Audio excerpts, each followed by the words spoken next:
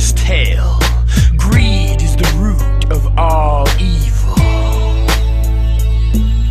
My story begins at a bar where three friends drink cheap gin and party hard all weekend. These men were riot starter types who spent the better part of their money on cards and dice, living the life of loose women and vice, picking fights, seduced by all 7 different types of sins: a feeding frenzy, of vengeance, vanity, lust, greed, and envy. Devious energy left them half insane, laughing deranged like hyenas at their bastard games. As each glass was drained and each bet was placed, they set the pace and left space for their next mistakes. All excessive waste and drunken rambling, with eager hands trembling. Eventually gambling leads to panhandling. But that's the price you pay to cast the dice, and other appetites pay the same sacrifice, while the false assumption is they help us function, when really it's just a dungeon of self-consumption. In other words, it's not worth it. This world is not perfect, but it gets worse if flesh is the only god you worship. As mortal men, you need more than the sinews in your corpse to defend you. But let the story continue, the same as before, where these 3 hardcore men drink at the bar. Someone came in the door and ordered a beer, and told a sad story they were sorry to hear. Choking on tears, he said, "Death is a thief. My friend was asleep and his breath just ceased. May he rest in peace and never be stressed. I guess people ever need to be ready to meet death."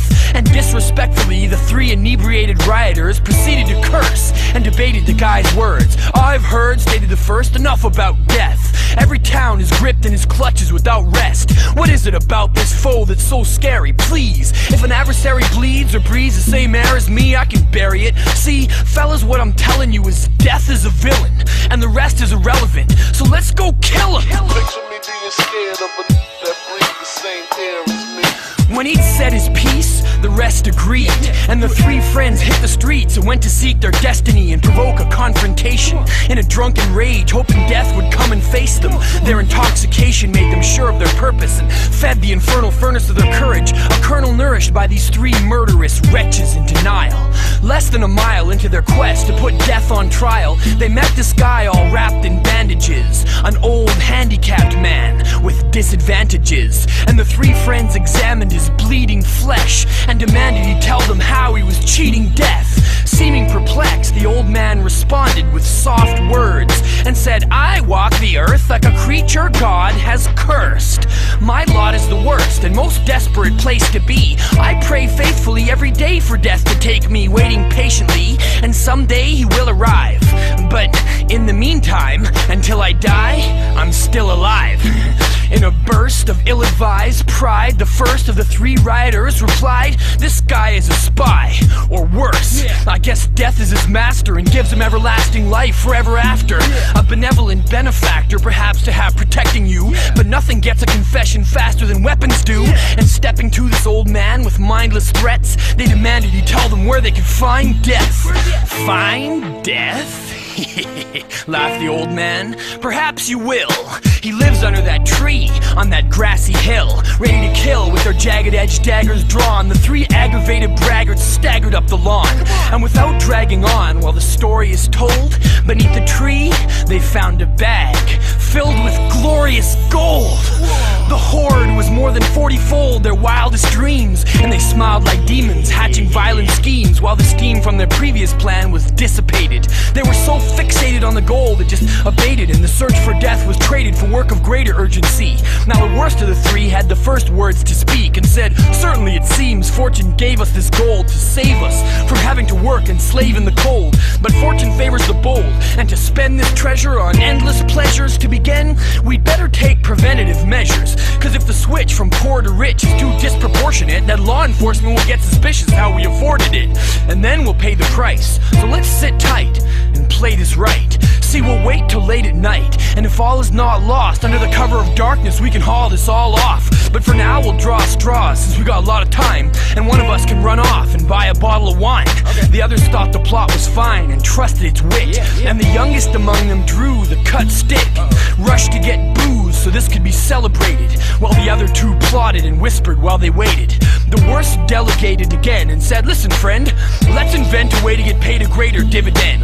In the end, we can each have half this treasure if we get our acts together now and take drastic measures. The other asked incredulously, how can this be, when right now we're bound to split the treasure by 3? Let's see, said the first with a savage laugh. Just imagine the third man gets stabbed in the back. Now I'm bad at maths, addition and subtraction, but don't we get to split the treasure in half then?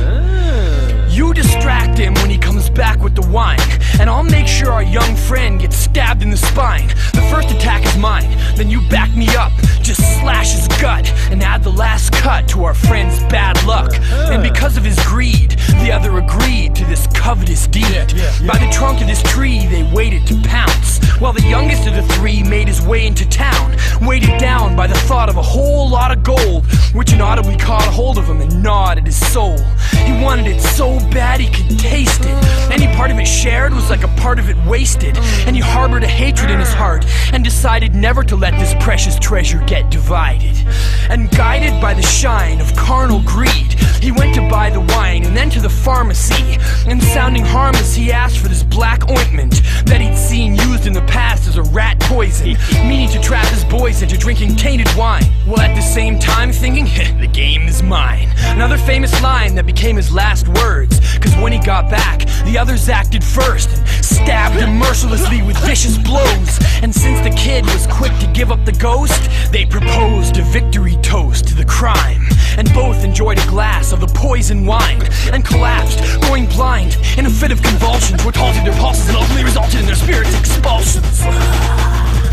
And because of their greed, they did indeed find death under the tree.